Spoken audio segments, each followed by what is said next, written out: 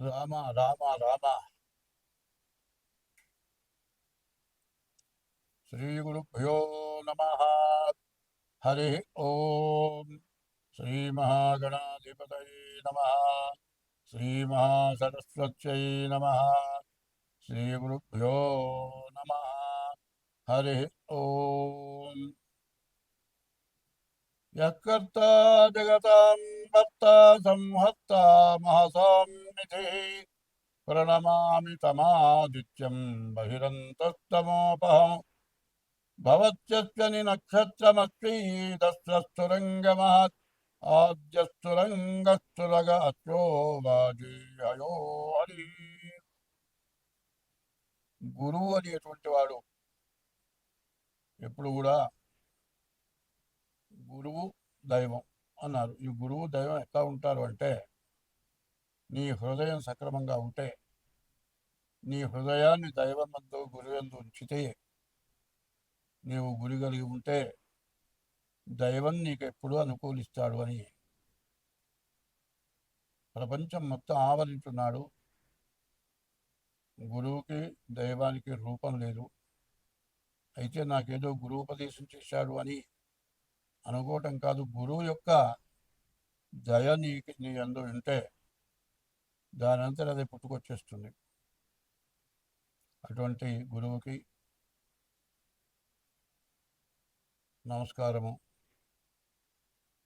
వైశాఖే మాసి కృష్ణాయ దశమ్యాం మందవాసరే పూర్వాభాద్ర ప్రబోధాయ మంగళం శ్రీ హనుమతే. హనుమత్ సీతా సమేత శ్రీరామచంద్రమూర్తికి శిరసాష్టాంగ నమస్కారాలు అర్పిస్తూ 2025 సంవత్సరం అక్టోబర్ నెల కుంభరాశి. ఈ కుంభరాశి పరిస్థితి ఏమిటా అని ఆలోచిస్తే, ఈ కుంభరాశికి శని పూర్తిగా బాగాలేడు. ఈ శని వల్ల చాలా సమస్యలు. నవంబర్ 27వ తారీఖు వరకు వక్రించిన శని కుంభాన్ని కూడా చూస్తూ ఉండటం చేత కుంభరాశి వాళ్ళకి పూర్తిగా కష్టతరం. తర్వాత నవంబర్ 27కి శని మీనానికి వస్తాడు కాబట్టి, మీనంలోనే ఉంటాడు కాబట్టి, ధనాధిపతి కాబట్టి అప్పులు తెచ్చుకోవడంతో మీరు చాలా కష్టాలు పడతారు. అప్పులు తీర్చడం వల్ల తినటానికి తిండి కానీ కట్టడానికి గుడ్డ కానీ లేక బాగా ఇబ్బందులు, చాలా కష్టాలు నష్టాలు పడే లక్షణాలు ఈ కుంభరాశికి పూర్తిగా ఉన్నాయి. కాబట్టి ఈ రాశి వాళ్ళని బాగు చేసే మానవుడు ఎవడు లేడు, దేవుడు తప్పితే ఎవ్వరు కాదు. పూర్తిగా మీరు దేవుణ్ణే నమ్ముకోవాల్సిన అవసరం ఈ రాశికి పూర్తిగా కనబడుతున్నది. ఈ రాశి వాళ్ళు ఎంత జాగ్రత్తగా ఉంటే అంత మంచిది. ఇష్టదైవాన్ని పూజించండి. తల్లిదండ్రులను కష్టపెట్టబాకండి. భార్యని కష్టపెట్టబాకండి. వివాహం కాని వాళ్ళైతే వివాహం చేసుకోవాలి అంటే జాగ్రత్తగా మీ జాతకం చూసి జాతకం ప్రకారం మీరు వివాహం చేసుకోవడం మంచిది. తొందరపడి ప్రేమ వివాహాలు చేసుకున్నా ఏది జరిగినా మీకు పూర్తిగా నష్ట కష్టాలు ఎక్కువగా ఉంటాయి. స్వస్తి. ఈ కుంభరాశి వాళ్ళు ప్రతిరోజు శివాలయానికి వెళ్ళి ప్రదక్షిణ చేయండి. ఈశ్వరుడికి మారేడు దళాలు సమర్పించండి. నవగ్రహాల గుళ్ళో ప్రతిరోజు నువ్వులు తీసుకువెళ్ళి శనికి వేసి శని దగ్గర దీపారాధన చేయండి. చీమల పుట్టల దగ్గర బియ్యం రవ్వ పంచదార వేయండి. అట్లా వేస్తూ ఉంటే తర్వాత మీ డేట్ ఆఫ్ బర్త్ ద్వారా మీ జాతకం చూపించుకోండి.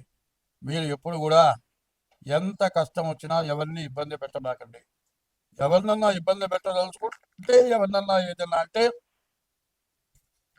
పూర్తిగా నష్టపడేది మీరే. అది బాగా గుర్తుపెట్టుకోండి. నష్టపడతామనే మాట మర్చిపోవద్దు. కాబట్టి ఎట్లా ఉంటుంది అంటే, ఒక బొగ్గు కాలింది, మసి ఉంది, అంతా అయిపోయింది కదా అనుకుంటే పొరపాటున కాలు పడితే చిన్న నిప్పు రవ్వ లోపల ఉంటుంది. కాలు కండతో సహా కాలిపోతుంది. 6 నెలలకు కూడా మానదు. చీమ పడుతుంది, సెప్టిక్ అవుతుంది. మరి కాలు చాలా ఇబ్బంది పెట్టి కాలు తీసేస్తారేమో అన్నంత బాధ పెడుతుంది. ఎన్నాళ్లకో కాలు మారుతుంది.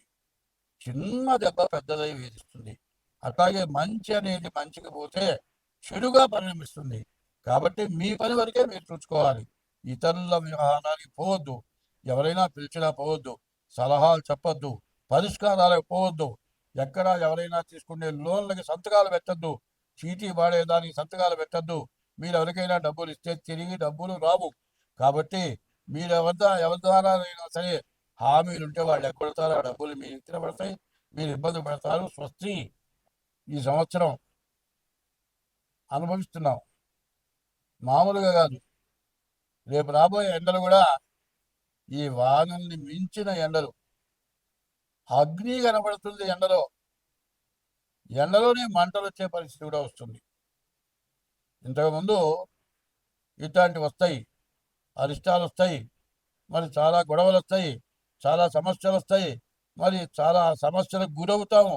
జాగ్రత్తగా ఉండండి, దైవాన్ని పూజించని చెప్తే ఎవరా జాతకం చెప్పమంటే ఇట్లాంటి మాటలు చెబుతావేమిటి అని అన్నారు. మరి ఇప్పుడు అనుభవిస్తున్నాం. చూడండి, దేశంలో వచ్చిన వరదలు మామూలు వరదలు కావు. ఇట్లాంటి వరదలు ఎప్పుడు చూడలే. మరి కాశీ, గంగా, హరిద్వార్, హృషికేశ్, అమర్నాథ్ మొత్తం మునిగిపోయింది. చివరికి విజయవాడ రైలు బ్రిడ్జి పైకి కూడా నీళ్ళు వచ్చినాయి. ఇంత నీళ్లు రావటం వల్ల నీటి కాలుష్యం ఎక్కువైపోయింది, వాయు కాలుష్యం ఎక్కువైపోయింది. దీనివల్ల రకరకాలైన సూక్ష్మజీవులు, మరి వీటి వల్ల మనిషికి అనారోగ్యాలు బాగా ఎక్కువగా ఉండి హాస్పిటల్ల పాలై, మరి తిండి అయితే పర్వాలేదు కానీ తిండి కంటే రోగాల వల్ల బాధలు ఎక్కువ, రోగాల వల్ల మందులు ఎక్కువ వాడాలి. ఇట్లాంటి పరిస్థితులు వచ్చినాయి. దీని నుంచి మనం తప్పించుకోవాలి అంటే ఒకటే చెబుతున్నా, ఈ 12 రాసుల వాళ్ళకి కూడా నేను బాగున్నాను అని ఎవ్వరూ నమ్మటానికి వీలుగాని పరిస్థితి. ఇవాళ ఉన్నది కదా అని జల్సా చేయొద్దు, మరి ఫ్యాన్సీ ఐటమ్స్ ఇవి కొనొద్దు. రేపు అనేది ఒక రోజు ఉన్నది, ఉన్న డబ్బులు జాగ్రత్తగా చేసుకుందాం, ఉప్పు కారం వేసుకొని తిందాం, జాగ్రత్తగా బతుకుదాం. రేపు అనే రోజుకి 10 రూపాయలు జాగ్రత్త చేసి పెట్టుకోండి. అట్లా లేకపోతే అడుక్కు తిన్నా కూడా ఇచ్చేవాడు పెట్టేవాడు ఉండడు. పని చేసుకునే వాళ్ళకు కూడా తిండి దొరక్క ఇబ్బందులు పడుతున్నారు. మధ్యతరగతి వాళ్ళు పూర్తిగా బాధలు పడుతున్నారు. కాబట్టి ఈ బాధల నుంచి మీరు తప్పించుకోవాలి, అందరం బాగుండాలి. ఒకటే మాట, ఒక్క మాట ముఖ్యమైంది, జీవితముల సగభాగము నిద్దులకే సరిపోవు, మిగిలిన ఆ సగభాగము చిత్తశుద్ధి లేకపోవు. అతి నిద్రాలోనుడు తెలివిలేని మూర్ఖుడు, లేక నిద్దులకే చెడతాడు. మత్తు, ఈ మత్తు నిద్ర మత్తు. నిద్ర 12 గంటలు పోతే తర్వాత లేచిన తర్వాత 2 గంటల దాకా మత్తు వదలదు. ఇది కాకుండా రాత్రి 12 గంటలు నిద్రమత్తు, లేచిన తర్వాత నిద్రమత్తు ఇంకా 2 గంటలు, తాగొచ్చి పడుకుంటే 10 గంటల దాకా మత్తు. ఈ మత్తు నుండి బయటపడాలి. ఈ మత్తు పదార్థాలు వాడటం తగ్గించాలి. రోజు కనీసం సూర్యోదయానికి ముందుగా లేచి కనీసం 3 గంటలు లేచి 5 గంటల దాకా దైవాన్ని స్మరించాలి. ఎట్లా? ఓం నమ శివాయ, ఓం నమో నారాయణాయ, మరి ఇట్లాంటి మంత్రాలని ఒక్క 3 గంటల సేపు స్మరించి తెల్లవారుగానే సూర్యుడికి నమస్కారం చేయటం చేయండి. ఇట్లా చేస్తే మీ కష్టాలన్నీ పోతాయి, అందరం బాగుంటాం. దేశం మొత్తం బాగుండాలి అంటే మానవ జన్మ ఎత్తిన వాళ్ళందరూ కూడా బ్రహ్మ ముహూర్తం 3 గంటలు లేవాలి, 5 గంటల దాకా భగవంతుడి యొక్క నామస్మరణ చేయాలి. ఏమి కన్నా హరే రామ రామ రామ హరే హరే, హరే కృష్ణ కృష్ణ కృష్ణ హరే హరే. ఈ నామం ఇది షోడశ నామాని. కల్మషనాశనము, కలిలో ఉన్న కల్మషం పోతుంది. ఈ కలియుగంలో నామస్మరణే మోక్షాన్ని కలుగజేస్తుంది. ఈ కలియుగంలో పాపం పోవాలి అంటే భగవంతుడి నామస్మరణ వల్లనే సమస్తం పోతుంది. కాబట్టి కలవు స్మరణాన్ముక్తి. కలియుగంలో భగవంతుడి యొక్క నామస్మరణే ముక్తి, మోక్షం కలుగజేస్తుంది. స్వస్తి.